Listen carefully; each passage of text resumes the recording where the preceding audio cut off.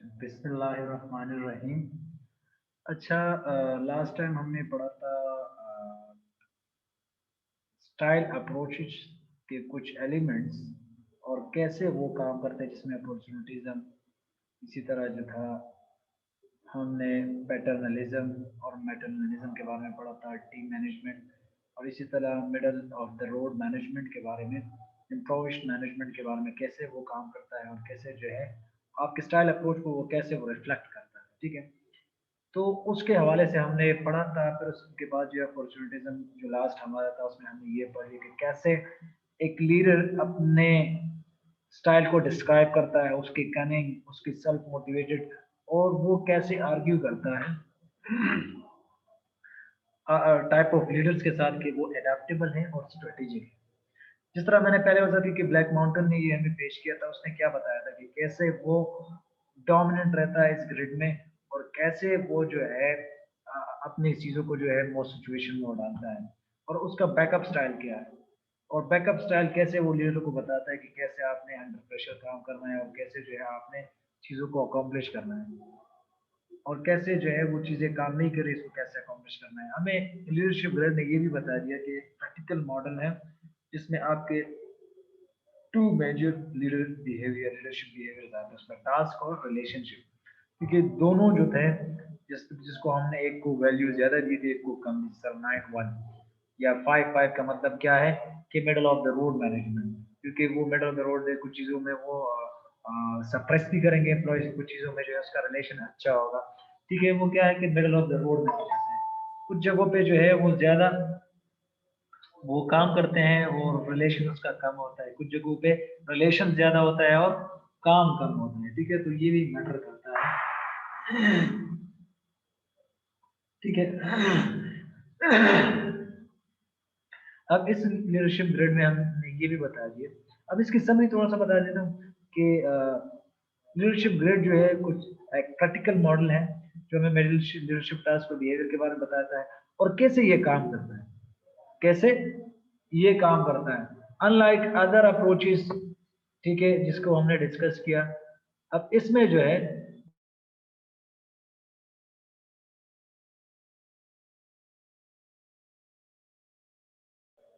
ठीक है, अब इसमें जो है हमने ये बता दिया कि स्टाइल अप्रोच जो है ये एक रिफाइंड थ्योरी के हिसाब से नहीं है, जो आप कह सकते हैं कि नीटली ऑर्गेनाइज है, इसकी प्रिस्क्रिप्शन जो है वो इफेक्टिव लीडरशिप है।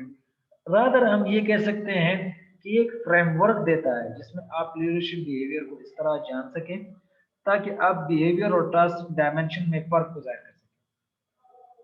और ये हमें ये भी नहीं बताता किस तरह आप बिहेवियर, लेकिन आपको जो मेजर कंपोनेंट्स ऑफ बिहेवियर है वो बताते हैं। ये आपको ये भी नहीं बताता कि कैसे बिहेव करना है, लेकिन आप कुछ मेजर कंपोनेंट्स के बारे में बताता है। और ये स्टाइल जो है ये हमें ये बताता है कि कैसे एक्शन जो है आप ऑफर करते हो टास्क और रिलेशन के हवाले से, कि कैसे वो एक्शंस आपके टास्क के टुवर्ड्स कैसे हैं। और कुछ सिचुएशन में इस तरह भी होता है कि आप लीडर्स को कैसे टास्क ओरिएंटेड बनाते हैं। ठीक है, और कैसे वो जो है मोर रिलेशनशिप ओरिएंटेड बन जाए। और इसी तरह कुछ सबॉर्डिनेट जो होते हैं उसको जरूरत होती है जो उसको डायरेक्शन बता सके, और उसको ये भी जानकारी होती है कि किसी तरह वो एक लीडर उसको एक नर्चर बता दे, उसको सपोर्ट बता दे कि कैसे आप सपोर्ट करोगे।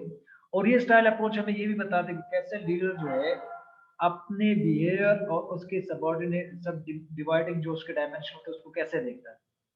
अगर आप उसकी मिसाल देखना चाहते हो तो उसमें मिसाल क्या होता है कि आप कैसे हर चीज को, हर बिहेवियर को एक बंदे की देखते हो कि उसका इम्पैक्ट कैसे उसके टास्क पे आता है। लीडरशिप का बिहेवियर उसका इम्पैक्ट के हवाले से कैसे आता है। फॉर एग्जांपल एक जगह पे आप काम कर रहे हो तो आप खामखा ये भी देखते हो कि यार ये इस बंदे का बिहेवियर क्या है और इस बंदे का जो है काम कितना है। तो खामखा आप टास्क भी देखते हो, उसका बिहेवियर कि यार ये तो गलत नहीं है। तो ये किस्म का मिसाल है, आप देखिए ये दोनों वहां पर मतलब करामद है। इस तरह इसमें स्ट्रेंथ क्या है इस स्टाइल का स्ट्रेंथ ये है कि पॉजिटिव कंट्रीब्यूशन देता है, कैसे हम अंडरस्टैंड करें लीडरशिप प्रोसेस को, ठीक है, और हम स्टाइल अप्रोच को कैसे मार कर सकते हैं, उसके मेजर शिफ्ट्स क्या है, फोकस ऑफ लीडरशिप रिसर्च क्या है, और हमें ये भी बताता है कि कैसे जो है आप पर्सनालिटी ट्रेट को देखते हो, फिर उसमें स्टाइल अप्रोच में आप उसकी स्कोप को देखते हो कि कैसे वो जो आप रिलेट करते हो, कैसे आप जो है उसमें आप बिहेवियर ऑफ लीडर देखते हो, और उस सिचुएशन में आप ये भी देखते हो कि किसी तरह इसको मुख्तलिफ सिचुएशन में डाला जाए इस लीडर को, और उसमें आप पर्सनल कैरेक्टरिस्टिक्स भी देख लेते हो। लेकिन उसमें सेकंड हमें हमारे पास क्या जाती है कि इसको आप क्रेडिबिलिटी कहाँ पर देते हो, कि पहले तो आपने फॉर्मुलेट किया ओहियो स्टेट यूनिवर्सिटी ने, फिर उसके बाद मिशिगन यूनिवर्सिटी ने बता दिया, ठीक है, ब्लैक एंड माउंटेन के हवाले से, और उसने हमें ये बता दिया कि कैसे आप जो है अपने वायबल अप्रोच इस्तेमाल किए, कैसे हमारा लीडरशिप प्रोसेस आगे बढ़ता है, ठीक है। उसमें हमने टास्क और बिहेवियर के हवाले से हमने पढ़ लिया कि कैसे बिहेवियर टास्क रिलेशनशिप हम देते हैं, और उसमें हमने ये देख लिया कि कैसे जो है हम इसको अंडरस्टैंड करते हैं, और लीडर कैसे ऐड करता है बोथ टास्क और रिलेशनशिप बिहेवियर में, और वो कैसे जो है इफेक्टिव लीडर बन जाता है। और फोर्थ हमने ये पढ़ लिया कि स्टाइल अप्रोच जो है ये ह्यूरिस्टिक है, क्योंकि हमें ये बताता है कि आप कैसे एक कंसेप्चुअल मैप बनाते हो, और वो आपके लिए कितना वर्थ वाइल है, और कैसे आप उसको अटेम्प्ट करते हो, अंडरस्टैंड करते हो कम्प्लेक्सिटी ऑफ लीडरशिप। और इसी तरह लीडर जो है वो ज़्यादा सीखता है about themselves and how they come across others by trying to see their behaviors in light of task and relationship dimension। वही बात है कि टास्क और रिलेशनशिप डायमेंशन के हवाले से सारी चीजें देखता है, और लीडर्स क्या असेस करता है उसकी एक्शंस, कि कैसे उसको इम्प्रूव किया जाए विद लीडरशिप स्टाइल। अब इसके कुछ क्रिटिसिज्म भी हैं स्ट्रेंथ के अलावा, मतलब स्ट्रेंथ तो है आपके पास, अब उसके कुछ वीकनेस भी हो सकते हैं। अब ये उसका रिसर्च हमें बताता है कि ये हमें लीडर्स के बारे में ये इतना नहीं बताता कि किस तरह वो परफॉर्मेंस के साथ एसोसिएटेड, उसका कितना परफॉर्मेंस आउटकम है, और रिसर्च में हमें ये भी नहीं बताया कि कैसे वो एस्टेब्लिश करता है consistent link between task and relation. इसका लिंक नहीं बताया, बता दीजिए कि आप टास्क अलग और रिलेशनशिप अलग, लेकिन लिंक नहीं बताया कि कैसे लिंक बनता है, क्या आउटकम उसका अच्छा है, such as moral, job satisfaction और प्रोडक्टिविटी, इसके बारे में हम लोगों ने इतना जिक्र नहीं किया। अब इसके कुछ ये भी हो सकता है कंट्राडिक्टरी के, ये इंक्लूसिव, मोस्टली कंट्राडिक्टिव एंड इंक्लूसिव, और हमें ये भी बताया गया कि कैसे ये जो है हमें लीडरशिप स्टाइल्स जो है ये नहीं बताते कैसे आपने मॉडल्स को मोर सेटिस्फाई करना, हु आर मोर सेटिस्फाई। और इसका अनदर क्रिटिसिज्म क्या है कि वो यूनिवर्सल स्टाइल ऑफ लीडरशिप के बारे में, कि कैसे वो इफेक्टिव बनता है कि एवरी सिचुएशन में ये बन जाए, और इस तरह जो है कुछ स्टाइल अप्रोच में ये भी बताया गया कि इसमें आप identification of universal set of leadership नहीं बताते, यूनिवर्सल सेट ऑफ लीडरशिप नहीं बताते। और इसी तरह ट्रेट अप्रोच जिस तरह हमें ये नहीं बताता कि पर्सनल कैरेक्टरिस्टिक ऑफ लीडरशिप क्या है, अब ये भी हमें बताता है कि आपकी यूनिवर्सल बिहेवियर किस तरह इफेक्टिव लीडरशिप के साथ एसोसिएट है, ये हमें नहीं बता सकता। जिस तरह हमें ट्रेट अप्रोच ने नहीं बताया कि आपका जो इनकंसिस्टेंसी है या जो भी है, आपके पर्सनल कैरेक्टरिस्टिक्स आप लीडरशिप आपको नहीं बताता, ये ट्रेट, ठीक है, वो आपको ये नहीं बताता। इसी तरह जो आपका ये लीडरशिप स्टाइल अप्रोच, ये आपको इफेक्टिव लीडरशिप मतलब आपको यूनिवर्सल बिहेवियर का नहीं बताता। अब फाइनल क्रिटिसिज्म क्या है कि लीडरशिप अप्रोच जो है ये एम्प्लाई करता है कि most leadership is high high, मतलब स्टाइल उसका हाई रैंक हो सकता है रिलेशनशिप, और ऑल दो सम रिसर्च हमें ये बताता है कि ये हाई हाई जितने भी मैनेजर होते हैं मोस्ट इफेक्टिव, ठीक है, that may not case in all situation, मतलब ऑल सिचुएशन में नहीं बताता। और इसका जो full range of research find हमें बता दिया, उसने कहा कि यूनिवर्सल हाई हाई जो है ये लिमिटेड होता है, ये हमें लिमिटेड सपोर्ट देता है। ठीक है, तो कुछ सिचुएशन पे ये सही होता है, कुछ सिचुएशन में हाई टास्क होता है, हाई हाई बिहेवियर भी होता है, मतलब हाई रिलेशनशिप भी होता है, लेकिन कुछ जगहों पे हाई और लो हो सकता है। अब ये हमें अनक्लियर हो गया ना कि कैसे हाई हाई जो है या बेस्ट लीडरशिप है आपकी, best style, best style of leadership. अब इसका एप्लीकेशन क्या है, कैसे इसको इस्तेमाल करेंगे यहाँ पे। ठीक है, ये स्लाइड में ऑलरेडी अवेलेबल भी है, लास्ट स्लाइड है एप्लीकेशन। अब ये स्टाइल अप्रोच जो है अब ऑनगोइंग लीडरशिप सेटिंग में अच्छा है कि कैसे आप ऑल टाइप ऑफ ऑर्गेनाइजेशन में मतलब आप कैसे इस्तेमाल करेंगे और कैसे वो कंटिन्यूअली इंगेज होते हैं और टास्क और रिलेशनशिप में, और आप कैसे उसको असेस करते हैं, कैसे डिटर्मन करते हैं, और कैसे आप उसको चेंज करते हैं कि बिहेवियर उसका कैसे और इफेक्टिव रहे। ठीक है, अब स्टाइल अप्रोच में हमें ये मिरर भी बताता है कि कैसे वो जो है ये हेल्पफुल है, जो हमें आंसर बता सकते हैं। ठीक है, और कैसे एक लीडर जो है वो काम करता है। मेन लीडरशिप जो है हमारे पास ट्रेनिंग एंड डेवलपमेंट प्रोग्राम जो है हमें बताती है कि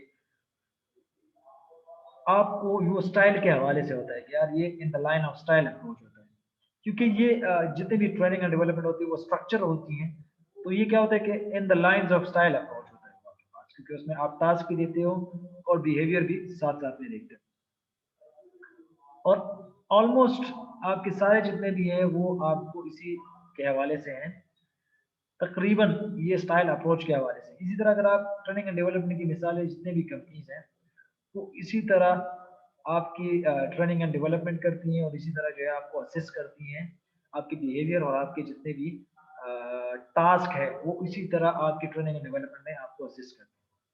ठीक है, सो इन शॉर्ट हमें ये समझ आ गया कि स्टाइल अप्रोच जो है नियरली एवरीथिंग जो है दैट लीडर डज है, मतलब जितना लीडर काम करेगा उतना ही उसी के हवाले से है, और ये एक मॉडल है कि आप किस तरह ट्रेनिंग एंड डेवलपमेंट कंपनीज में जो है टीच कर सकते हो, और कैसे वो आप इसको इम्प्रूव कर सकते हो। ठीक है,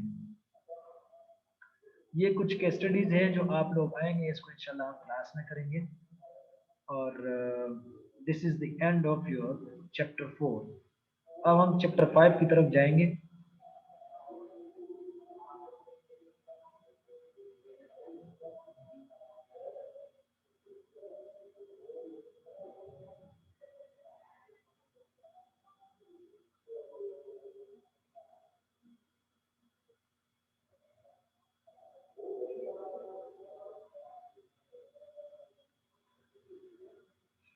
Now we are coming towards chapter 5, that is situational approach.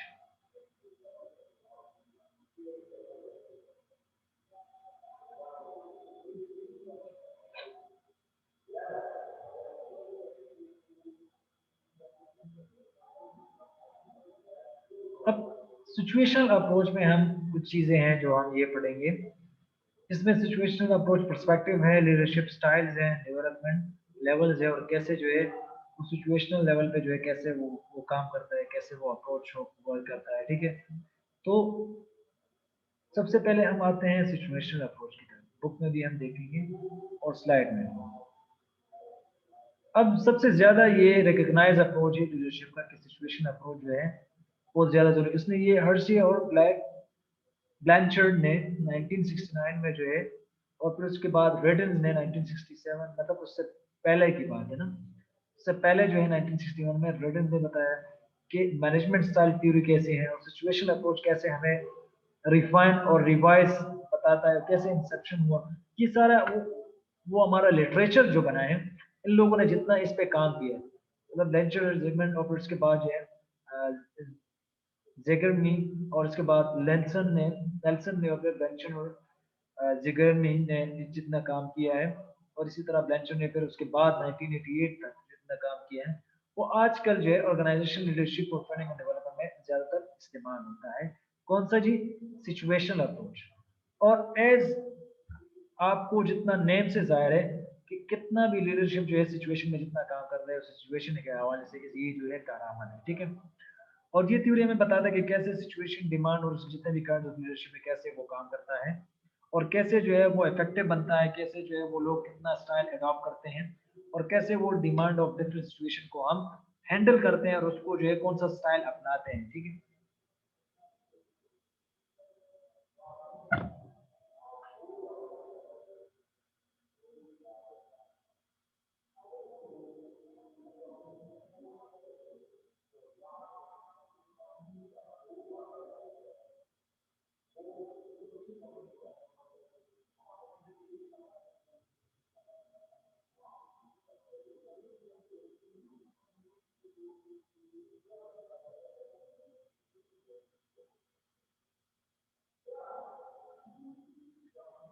अच्छा, अब सिचुएशन लीडरशिप हमें क्या बताता है कि कैसे बोथ डायरेक्टिव और सपोर्टिव डायमेंशन को हमने देखना है। ये स्ट्रेस करता है कैसे कि leadership is compose of both directive and supportive dimension, और इसका जो है that each has to be applied appropriately in a given situation, और हमने क्या डिटरमाइन करना है कि what is needed in a particular situation, और लीडर ने ये इवेल्युएट करना है अपने एम्प्लॉयज को, हिज और हर एम्प्लॉयज को, कि कैसे वो कॉम्पिटेंट है और कमिटेड है कि वो अपना टास्क परफॉर्म करे। ठीक है। और बेस्ड ऑन एजम्पशंस, एम्प्लॉयज के स्किल्स, मोटिवेशन, वेरी और टाइम, सिचुएशन हमें क्या बताता है कि कैसे वो चेंज होता है, कि कैसे वो उसका डायरेक्टिव और सपोर्टिव जो है वो चेंज ऑफ नीड्स और सबऑर्डिनेट्स के साथ कैसे आता है। और अगर हम इन शॉर्ट हमें बता दें, आपको बता दूं कि सिचुएशन लीडरशिप हमें डिमांड्स ये बताता है कि कैसे आपने मैच करना है their style to competence, to the competence, commitment and subordinates, कैसे इसको आपने लिंक करना है कॉम्पिटेंस के साथ, कमिटमेंट के साथ और सबऑर्डिनेट्स के साथ। ये हमें सिचुएशनल लीडरशिप बताता है। अब इफेक्टिव लीडर कौन होता है? जो रिकॉग्नाइज कर सकते हैं कि वो अपने एम्प्लॉयज के नीड और कैसे उसका स्टाइल उसके हिसाब से कर ले, कि उसके नीड के हिसाब से वो कर ले, तो ये इफेक्टिव लीडर के हिसाब बनता है कि वो इफेक्टिव लीडर बन जाता है। कि वो कैसे रिकॉग्नाइज करते हैं अपने एम्प्लॉयज को, उसके नीड को, और कैसे वो अडॉप्ट करते हैं अपने ऑन स्टाइल को, कैसे वो अपनी नीड्स को मीट कर सके। अब सिचुएशन लीडरशिप जो है हमें ये बताता है, हमें आगे क्या बताता है कि अब जब ब्लैंचर्ड ने बता दिया कि सिचुएशन लीडरशिप जो है ये हमारे पास एक refinement of original situation leadership है, और इसने हमें क्या बता दिया। अब अगर आप देख ले सिचुएशन लीडरशिप 2 को, यहाँ पर एक मॉडल है, ये मॉडल को मैं आप लोगों के सामने बताता हूँ। अब कह रहे हैं कि 4 लीडरशिप स्टाइल है हमारे पास। ठीक है।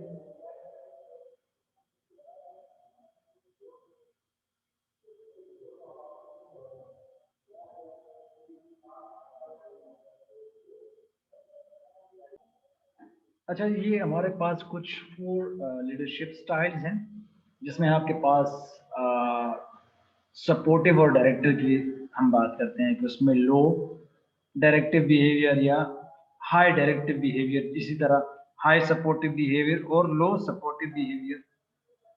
ये कैसे हमें बताता है कि कैसे जो है आपका डेलीगेटिंग में कितना रहता है, सपोर्टिंग में कितना रहता है, और कोचिंग और डायरेक्टिंग में कैसा है। ये आपके पास 4 लीडरशिप स्टाइल्स है। कौन कौन से हैं? Delegating, supporting, coaching and directing. अब डेलीगेटिंग में आपके पास कितना वो काम होता है, आपका लो सपोर्टिव होता है और लो डायरेक्टिव बिहेवियर आता है। इसी तरह अगर आप यहाँ पर सपोर्टिव की बात कर ले तो हाई सपोर्ट होता है और लो डायरेक्टिव बिहेवियर होता है। कोचिंग में क्या होता है? High directive and high supportive behaviour, इसमें दोनों आते हैं। सबसे अच्छा जो है कोचिंग। इस तरह डायरेक्टिव में क्या है कि high directive and low supportive behaviour. तो ये डिफर करता है सिचुएशन पे कि कैसे हमारा जो है एक लीडर कैसे वो किसी को सपोर्ट करता है, किसी तरह वो काम करता है। ठीक है। तो कुछ सिचुएशन में जो है हमारे पास लीडर जो है वो हाई सपोर्ट में होता है और लो डायरेक्टिव बिहेवियर में होता है। ठीक है। इस तरह डेलीगेटिंग में देख लें तो लो सपोर्टिव होता है और लो डायरेक्टिव होता है। अब डेलीगेशन हम करते हैं ना, मतलब कहते हैं कि यार ये काम करना है बस, किसी तरह। ठीक है। इसी तरह अगर आप हाई सपोर्टिव और लो डायरेक्टिव की बात कर ले तो उसमें आपका सपोर्ट तो ज़्यादा होता है, लेकिन डायरेक्शन कम होता है। इसी तरह कोचिंग में ज़्यादातर अच्छा इस्तेमाल होता है, सपोर्टिंग में इतना नहीं होता, कोचिंग में ज़्यादा कि हाई डायरेक्टिव होता है और हाई सपोर्टिव बिहेवियर होता है। जितने भी अच्छे लीडर्स होते हैं उसी तरह कोचिंग की तरह काम करते हैं, ठीक है। डायरेक्टिव में आप डायरेक्शन देते हैं लेकिन सपोर्ट नहीं देते, ठीक है ना। मोस्टली आपके जितने भी ये लोग जो जितने भी एम्प्लॉयज खफा होते हैं तो वो इसी तरह डायरेक्टिव ऑर्गेनाइजेशन में काम करते हैं, ठीक है। मतलब उसका लीडर डायरेक्टिव होता है, मतलब डायरेक्टिंग वाला, ठीक है। अब लीडरशिप स्टाइल जिस तरह मैंने अभी पहले बता दिया कि उसकी अपनी एक पैटर्न होती है, वो उसकी बिहेवियर पैटर्न होती है जो उसको अटेम्प्ट करते कैसे वो इन्फ्लुएंस कर सके। और उसमें आपके पास डायरेक्टिव बिहेवियर भी होता है और सपोर्टिव बिहेवियर। डायरेक्टिव बिहेवियर क्या करता है कि वो आपको हेल्प करता है कैसे वो मेंबर्स को जो है, ग्रुप मेंबर्स को है वो अपनी गोल्स की तरफ उसको वो करते हैं, डायरेक्शन देते हैं कैसे उसको अकॉम्प्लिश किया जाए, ठीक है। उसके लिए एस्टेब्लिश करते हैं गोल्स और मेथड्स ऑफ इवैल्यूएशन, उसके लिए टाइम लाइंस मेथड सेट किया जाता है, उसके लिए रोल्स रोल्स जो है वो डिफाइन किए जाते हैं। उसके लिए हम ये करते हैं कि किसी तरह आप गोल्स को कैसे अचीव करते हैं उसको ये तरीके भी बताते हैं। डायरेक्टिव बिहेवियर में क्या होता है कि आपने क्लैरिफाई करना है often with one way communication, और आपने जो है what is to be done ये सिर्फ बताना है, how it's to be done and who is responsible for doing it, ये सिर्फ बताना है। सपोर्टिव बिहेवियर जो है आपका क्या करता है कि ग्रुप मेंबर जो है वो कंफर्टेबल होते हैं अपने आप से, अपने को वर्कर से और सिचुएशन से। सपोर्टिव जो है वो ज्यादातर टू वे कम्युनिकेशन होता है, और उसका रिस्पॉन्स क्या होता है कि किसी तरह आप सोशल और इमोशनल सपोर्ट भी बनाया जाए, ठीक है। सपोर्ट बिहेवियर में आप आस्किंग भी ज्यादा करते हैं कि इनपुट सॉल्विंग प्रॉब्लम्स के हवाले से, प्रेजिंग के हवाले से, इंफॉर्मेशन शेयरिंग के हवाले से, और अपने आप के हवाले से भी करते हैं, और इसमें आप ज्यादा लिसनिंग भी करते हैं। और सपोर्टिव बिहेवियर जो है बहुत ज्यादातर जॉब रिलेटेड है। अब उसमें हमारे पास जितने भी मैंने पहले अभी वजात किया उसको हमने 4 कैटेगरीज में डिवाइड किया। उसी स्टाइल S1 को फिर इसी तरह, फिर हमने S2 दिया, फिर S3 S4 इस तरह दिया, ठीक है। तो अगर आप देख सकते हैं जिसमें आपका फर्स्ट S1 में क्या है कि हाई डायरेक्टिव लो सपोर्टिव, हाई डायरेक्टिव है और लो सपोर्टिव है, तो वो हमने डायरेक्टिव में डाली कि इस अप्रोच में क्या है कि हमारा कम्युनिकेशन और गोल अचीवमेंट पे ज्यादा हो, और स्मॉलर अमाउंट पे हम ये सपोर्ट कर रहे हैं। तो ये स्टाइल क्या कर रहा है कि आपने गोल्स किस तरह अचीव करने हैं, ठीक है, और आपने किसी तरह सबऑर्डिनेट से काम करना है, ठीक है।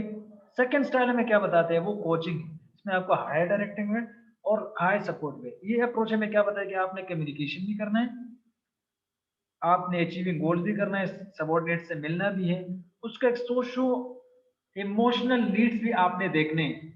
कोचिंग स्टाइल में हमने ज्यादातर ये होता है कि आप अपने जितने भी जो लोग काम करते हैं लीडर अपने आप को वहां पर इन्वॉल्व करता है और उसको इंकरेजमेंट देता है, उस सबऑर्डिनेट से इनपुट्स भी लेता है, और उसमें जो है आप क्या करते हैं कि फिर भी आप फाइनल डिसीजन जो होता है कि वो गोल अकम्पलिशमेंट की तरफ होता है, लेकिन क्या करना है एक किस्म का इंकरेजमेंट, ये सबसे अच्छा अप्रोच आप कह सकते हैं कि कोचिंग अप्रोच अच्छा है, ठीक है। इसके बाद S3 जो हमें सपोर्टिंग अप्रोच तो होता है लेकिन उसमें आपका हाई सपोर्ट और लो डायरेक्टिव, डायरेक्शन बहुत कम होता है, जिसमें आप क्या करते हो कि फोकस आपने गोल्स पे करना है, ठीक है, आपके एम्प्लॉय स्किल्स और टास्क को अकम्प्लिश करना है। उसकी लिसनिंग ज्यादा होती है, उसमें प्रेजिंग ज्यादा होती है, इनपुट ज्यादा होते हैं और गिविंग फीडबैक ज्यादा, और उसमें जो है आप डे टू डे डिसीजन में ज्यादातर वो काम करते हैं, ठीक है, ताकि आप प्रॉब्लम को सोल्व किए जाए।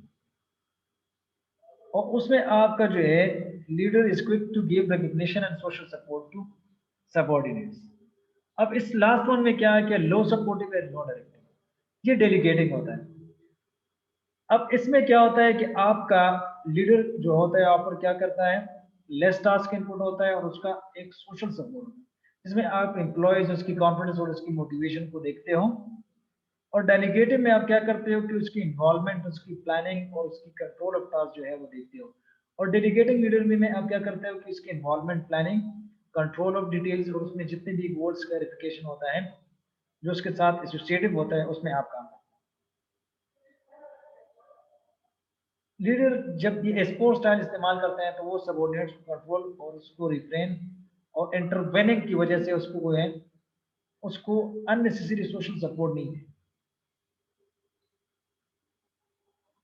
ठीक है, तो ये कुछ चीजें जो हमने अभी पढ़ ली। ठीक है, तो चैप्टर 5 हमने स्टार्ट किया है। तो ये था कुछ स्टाइल्स ऑफ लीडरशिप जो अभी हमने इसी चैप्टर सिचुएशनल लीडरशिप के हवाले से हमने पढ़ लिया। फिर भी अगर आप लोगों को कोई क्वेश्चन है तो आप पूछ सकते हैं। हम कोशिश करेंगे कि नेक्स्ट जो लीडरशिप डेवलपमेंट है वो हम कल से स्टार्ट कर लें, लेकिन आप लोग क्लास के लिए नहीं आते, ये बड़ा मसला है। ठीक है ना, तो आप लोग क्लासेस के लिए आया करें ताकि हम डिस्कशन ज़्यादा करें। ठीक है, अच्छा चलो जी, this is the end of your lecture 10, और हम कल से इंशाल्लाह लेक्चर 11 को स्टार्ट करेंगे। This is the end of your lecture 10। अल्लाह हाफिज़।